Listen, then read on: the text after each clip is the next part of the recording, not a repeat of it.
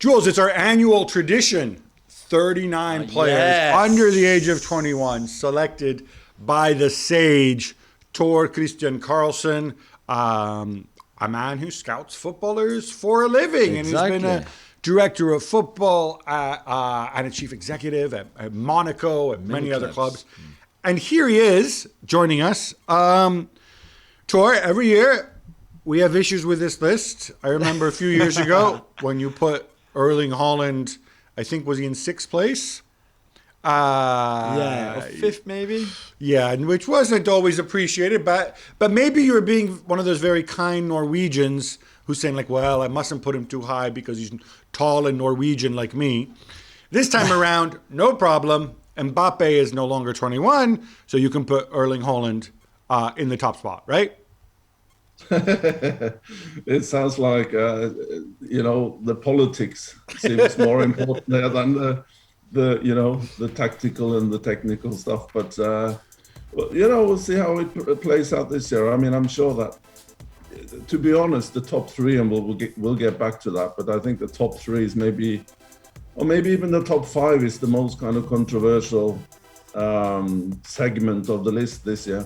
You think so? Because, Jules, I look at his top 3, and we can debate maybe whether Foden should be ahead of Pedri. But he's also been injured. But I like this top 3. And not just like that. It too. This top 3, to me, there is a gap, a big gap, as I see it, between this top 3 and 4, 5, 6, or Bellingham, Vinicius, Saka, Musiala, and so on. Am I wrong? No. I think you're right. I mean, there are players who start for their clubs and go find Champions League, for example. If you look at Florian Wirtz at Leverkusen, this hasn't happened with him yet. And he's also a bit younger to others. Saka hasn't played in the Champions League either so far. So I'm sure, TK, that came into consideration as well when you have to draw the top 10, in the sense that talent is great, age is obviously different. Some are 18 or just 19 in the list, for example. Some are a bit older. But then there's also all that experience with national teams, and we saw Pedri having a wonderful Euros, for example, or in the Champions League. And then you've got the phenomenon that Erling Haaland is anyway. But yeah, I like the top 5. Maybe some would put Vinicius ahead of Bellingham, but I'm a huge fan of Jude Bellingham, not too much like you, Gab. But yeah, I think this is perfect. Tor, when you make this list, you don't just look at it and say like, oh look, Nuno Mendes paid 25 times for Paris Saint-Germain this season. Correct me if I'm wrong, but you try to, and you don't just look at the statistics, you try to project forward on what the player can be and what the player can achieve based on his skill set. So if he's got tremendous control or tremendous creativity or athleticism or whatever, right? This is a projection rather than just simply, people coming at you and saying, well, he's done this and that. It's very hard to kind of break down exactly how it's done, because it's kind of the totality of it is like a package, which part component is obviously the analytical bit, which this year I've used a little bit more, I would say, than previously. There's the eye test element. There's the personal preference, I have to say, as well, plays a little part there. And there's the potential aspect, which you mentioned, Gabriella. But it's hard to tell you, how many percent would be analytics, how many percent would be potential. There's also, like I've done the previous couple of years, I've had the list vetted, if you like, from a pretty well-informed panel of people that I trust in the industry, a few chief scouts, sporting director here and there from different countries. There's been some debate, clearly, and one of the issues was actually in the top 3 was that a couple of the people that I trust, they would have Pedri number 1. That was one interesting discussion. So it's basically it's a package of all these factors that I try to take into consideration. But it's not a scientific work, it is, and ultimately I guess I am the procurer of the list, so I have to take take all the criticism that comes, but ultimately I'm reasonably happy with it. This year is all ranked. Last year was just the top 10 were ranked, and now you got the whole 39 in some kind of order. So I guess that opens up for even more debate. We won't go through the whole list. You can find it on the ESPN website with the article that Tor wrote. But Tor, England is the country the most represented in the 39 with 8 players. How do you explain it? Is it thanks to the great work that academies have done in England, for example? Is it the fact that sometimes you've got those cycles in a lot of countries where there's this generation that comes out that is just simply exceptional? How would you explain that? So there's 8 Englishmen in the list, and then after that you've got 5 from Spain, 4 from France. So it's a big gap as well between England and the rest. I guess there's it might be a little bit of personal, kind of personal bias there. I mean, I know 39 and 38 are English. That's Livramento and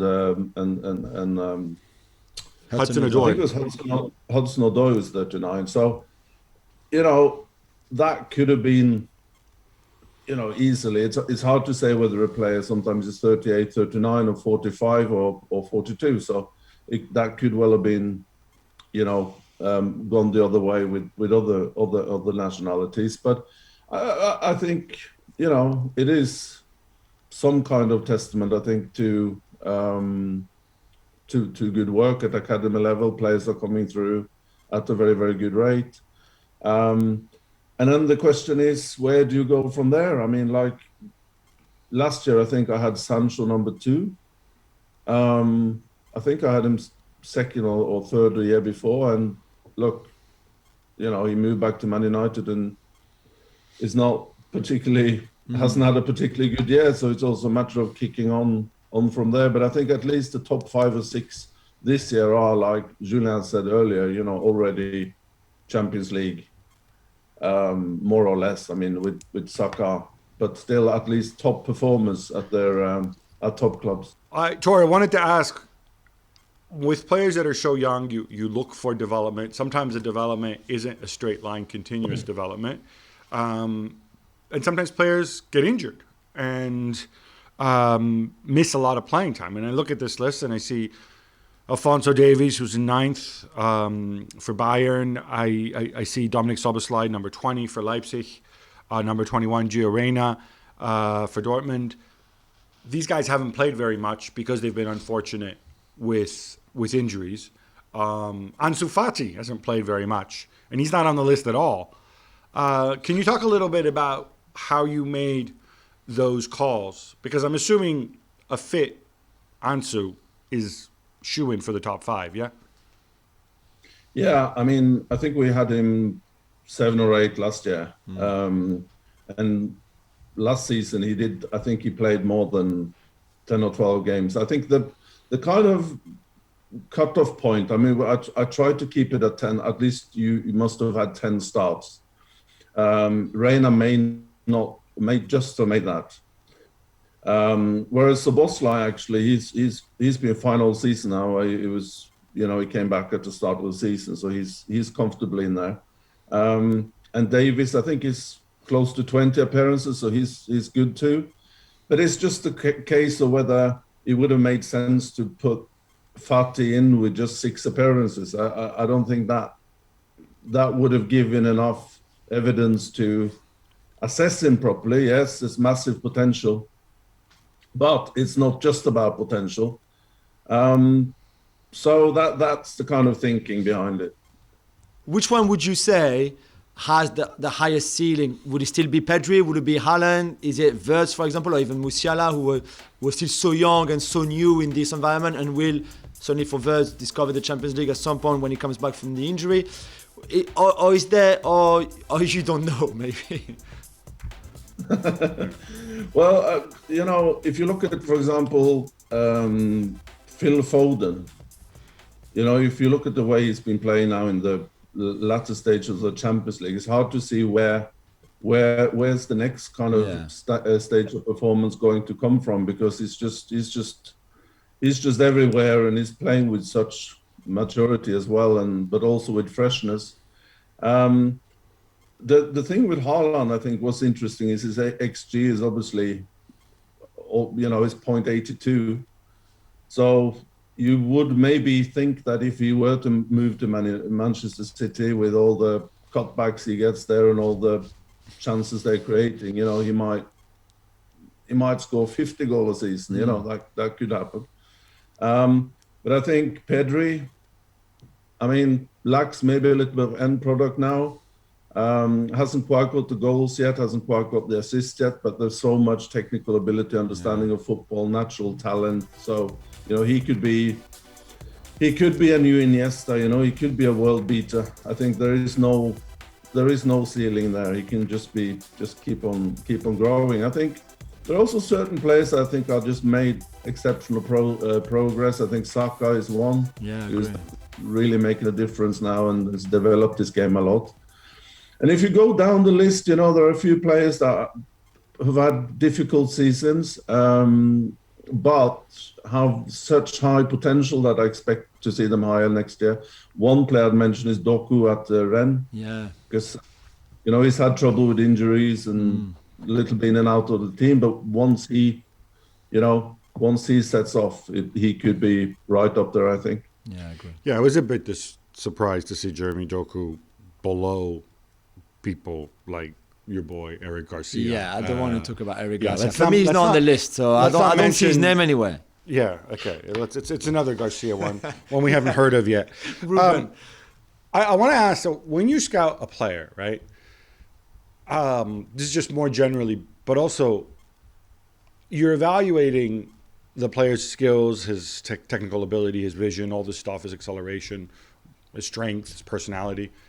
But equally, that's modulated, I think, I imagine anyway, by the system in which he's playing and by the instructions he gets from the manager. Some managers have very specific instructions that they give, very specific approaches and patterns of play. So there isn't much room for freelancing necessarily for standing out. Others, for example, are a lot more loose, leave a lot more up to the players. How do you take this into account when you go and you scout and evaluate a player? Do you consider, okay, this guy's been told not to cross the halfway line, or this guy's been told to go and counter press continually, so he's not going to necessarily be as fresh as the young number 10 who says, just stand around and wait for the ball? Yeah, I think you can mitigate it to a certain extent with also looking at the national team. Some of these players play obviously already a national team senior level. Some of them are youth international, so obviously if they play for the country at under 20, under 21 level, you can tell that they are freer, they are, more expected to express themselves. Yeah, there are certain, you can get a little bit of a false impression based on exactly what you are pointing out there, Gabriele, especially with the pressing, which is something now that you do take very much into account when you look at forwards. And for example, Saka scores very low. I think he has 17, 18 pressures per game. And you have players who are at Leipzig or Salzburg, that would be like Aronson, who's pushing 30 pressures per game, but this could obviously be, tactical considerations. If you play for Atletico Madrid, you might be down to, half of what Aronson is doing at Salzburg. But I think you also have to enter the research phase with a certain knowledge of how the teams are set up and how they play. I want to ask about the American players who are on this list. Yeah, of course. Naturally. Obviously, we've talked a little bit about Gio Reyna, some of the struggles we've had. Brendan Aronson at Salzburg, they just won the title again. Not a big deal. They win the title every year. But he was good in the Champions League as well. They were good. He's also contributed big in the Champions League. How do you see his ceiling? How do you see his level? Because I get the sense, viewed from afar, when people look at Salzburg, the guys who generate most of the hype tend to be Adeyemi, and for me at least, that guy Okafor, who's not on your list because I'm guessing he's old, he's not eligible. That's right. But those two guys really excite me. Brendan Aronson, maybe a different sort of player. Yeah, I think in designing this list, there's also, I think, element of uniqueness, that I take into account, and I think he's quite, an unusual type of players. You have all these kind of very, very good, neat academy players that keep popping up everywhere, that are good on the ball and have very good understanding of the game and like the ball to foot and kind of a little bit predictable, all the creative players. I think Aronson kind of brings something very, very different to the table. A little bit of a throwback kind of player, like a number, although he does play like a number 10, he's more like a number 8, proper box to box. Lots of energy, very, very hardworking. Is maybe at this stage in his career better without the ball than with it, although that sounds a bit disrespectful. But the way he times his runs, the way he already mentioned the pressing game. I already mentioned his ability to, withstand 90 minutes. I think that also deserves a real, some appreciation. So I wanted to ask you because the other day I wanted to send you, I made a list of the under 23 French centre backs, because as you know, we've got this incredible pool of talent of centre backs in France. I don't know why. I think it's one of those anomalies where you just have this generation, and especially under 23, and especially some of them, a lot of them left-footed for some reason, or left-side centre-backs even. And there's 8 centre-backs. If you put Kalulu as a right-back, but he can also play centre-back. So 8 out of 39, that's a lot of centre-backs. Again, it might be it's a question that might be impossible to answer because it's one of those maybe. But why is there so many talented centre-backs right now? And why are they already so mature? I mean, if you look at Zabani, if you look at Vardiol, if you look at Saliba, even Gay with Crystal Palace, they play like if they were already almost in their 30s for some reason. And just to add to that, a combo question. Historically, there was a belief that centre-backs had to mature more slowly, and maybe they, when you look at where people made their debut, it was often like wingers or forwards. Centre-backs managers were more cautious. Not anymore. Yeah, and actually in the first list we made a couple of years ago, that was kind of a caveat in the intro that the reason for lack of centre backs is basically the reasons that you mentioned there, Gabriele. I think something to do with it is that teams tend to play higher up the pitch these days, and it gives the advantage to really quick, athletic centre backs. So, for example, Kalulu, you mentioned him, Julien, moved him in from right back. And he's coping reasonably well because it's not just about box defending. It's not just about clearing crosses. It's not just about, man-to-man in very, very kind of rapid, quick situations around the penalty area. But it is a lot more about defending high up the pitch. And then that favors quick, aggressive defenders, which most of these players are that you mentioned, apart from Koundé, of course, is not on the list anymore, but is a little bit of a different kind.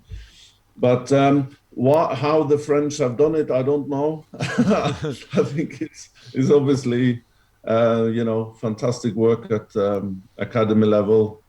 They're lucky to be able to work on all these brilliant mentality as well. Yeah. This is the one thing I think that's changed with young players over the last 10, 12 years, is that most of them are really very, very concerned about their, professionalism and lifestyle and diets and all that kind of thing. All right, I want to ask you about another American player who is not on the list, who controversial. Personally, from my vantage point, I might have had him on here instead of Sergiño Dest, but hey, or maybe there would have been room for him. But What do you make of Yunus Musa? Because if you're talking about somebody very young, has international experience, has played a lot of football for, a solid team in La Liga, obviously faced opponents, played at a higher level than a lot of these other dudes you have on the list. What does Yunus need to do to be on the Tor-Kristian Karlsen list next year? Remember, he's born 2002. He'll still be eligible. I think bit more consistency. I still feel that he's very, very well. He varies. He's up and down. But you're right. He plays for Valencia, so he's obviously, And by the way, and that is a situation where you have a manager who has very distinctive ideas about football, and viewed from the outside, gives his players very specific instructions. Yeah, although, you can still, I think, perform to a certain minimum, consistent at a certain base minimum level, but I feel he still varies a lot in his performances and drifts a little bit in and out in games. Gab, it could be when I start off, with my research, I start off with about 80 players. I trim it down to about 60, 55. And Musa was in the first and the second draft. I think he dropped off when the list was trimmed to about 50. But he's certainly there or thereabouts. So who knows? Might be in next year. All right, there you go, Yunus. If you want to make TK's list, you know what you got to do. Tor-Kristian Karlsen, the Sage, thank you so much. Well, thank you very much for watching ESPN on YouTube. For more sports highlights and analysis, be sure to download the ESPN app. And for live streaming, premium content, and let's not forget as well, ESPN FC 7 days a week. Subscribe to ESPN Plus.